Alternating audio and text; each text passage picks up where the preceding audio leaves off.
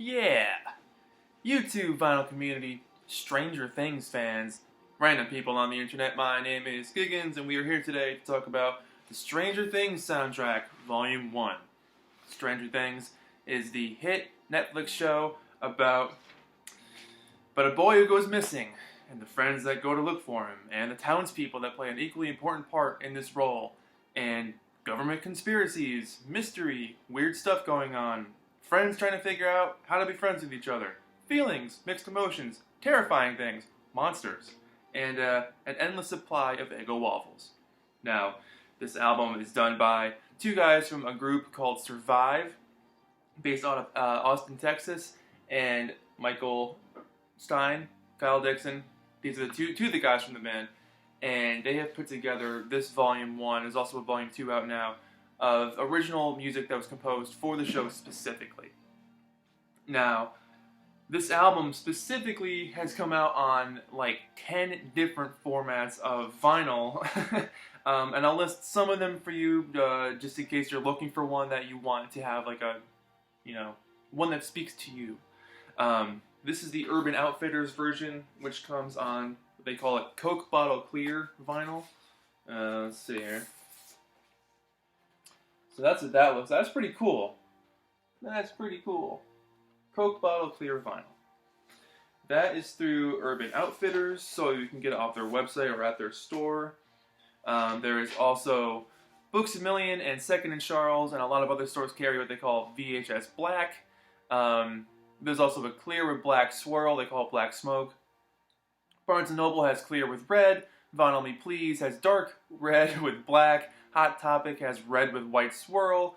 URP Music Distributors has a clear one. Relapse Records mail order had a translucent red. And a website called coloredvinylrecords.com had a split blue and red and an aquamarine with white and black. Holy moly, I don't think there's ever been a vinyl release this detailed. I mean, if there's a certain color that speaks to you, if you want green, blue, red, you got them, they're out there, they exist. This album really is a truly fantastic listen. If you're into synth pop, if you're into ambient sounds, if you're into ethereal kind of tones, this is right for you. While there are a lot of tracks in this album, I think it's close to 36.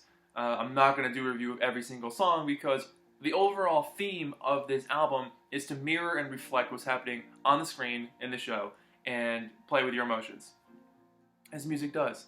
But I really wanted to talk about a handful of songs just to kind of give you an idea of what to expect from this album, because I really think it's fantastic, and I think it's worth the hype, and I think it's worth a listen. So, the title track, Stranger Things, I mean, that's the theme song of the show. It's the main title that plays over the opening credits, and it gets you in the mood. It's got this propulsive rhythm that's just weird, tingling synth on top of it, and it just sets you straight into this like VHS era horror movie, John Carpenter-ness, horror movie-ness. Really, really cool, fun vibe, spooky stuff. From here on out, I'm not going to go through every single song, but I picked a handful that I thought were worth mentioning because of their striking emotional quality that they bring to just the listening experience alone, let alone matching up with the show. But obviously, when you include it in the show, it makes for an even better experience. The track, The Upside Down, it has this steady, heart-in-your-throat rhythm underneath striking, pounding drums. It's like you're going through, like a maze, and each corner is another terrifying obstacle if you don't know what's going to happen next.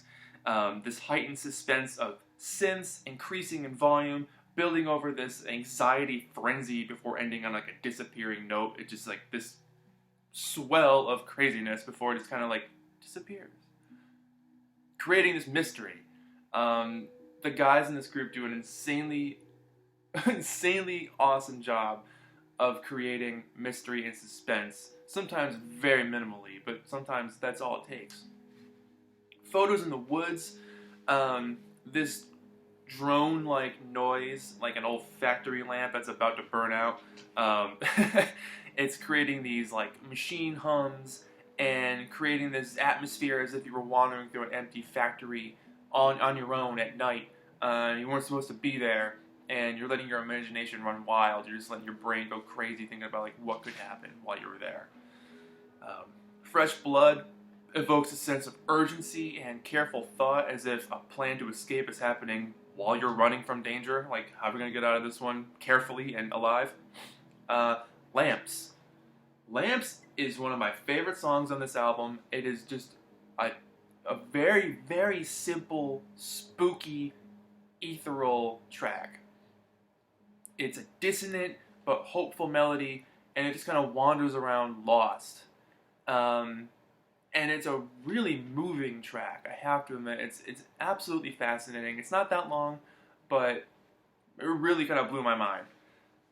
Walking through the Upside Down, this is like a paranoid, fuzzy synth that hypnotically journeys over these clanging garbage can type drums before falling into the next track, She'll Kill You.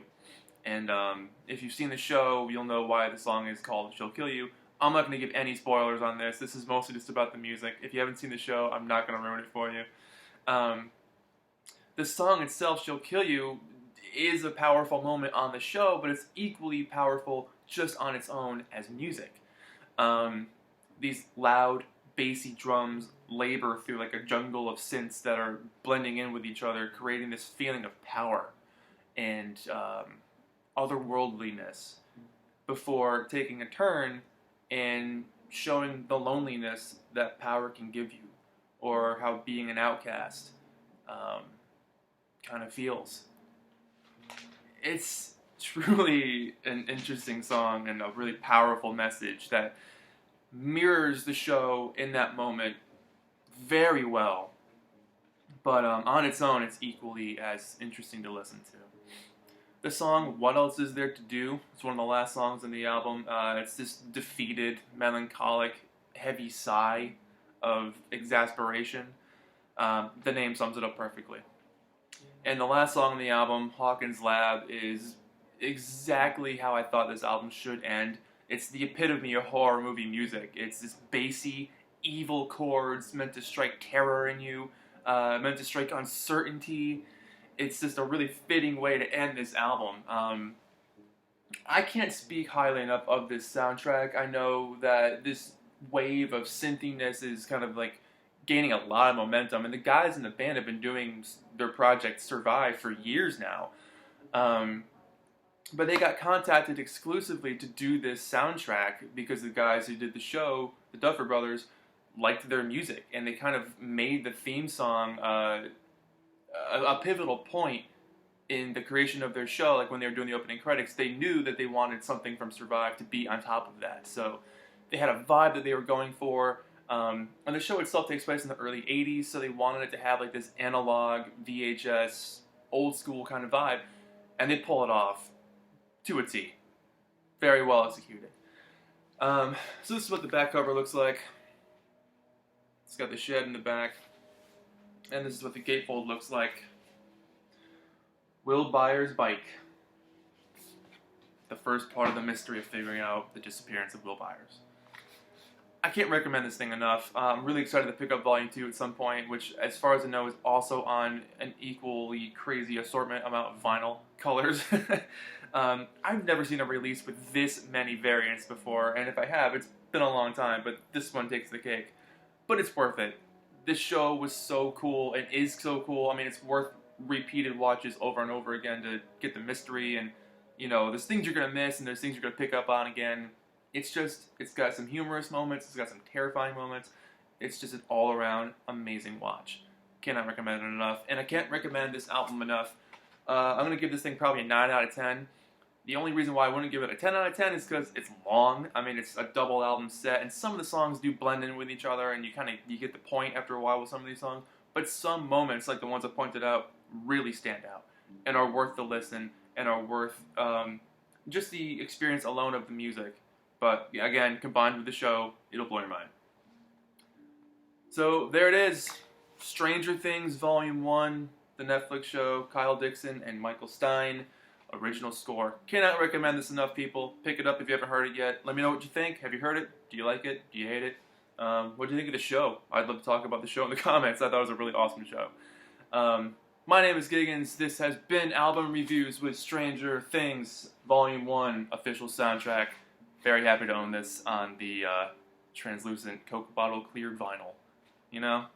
So many variants. Alright guys, thanks!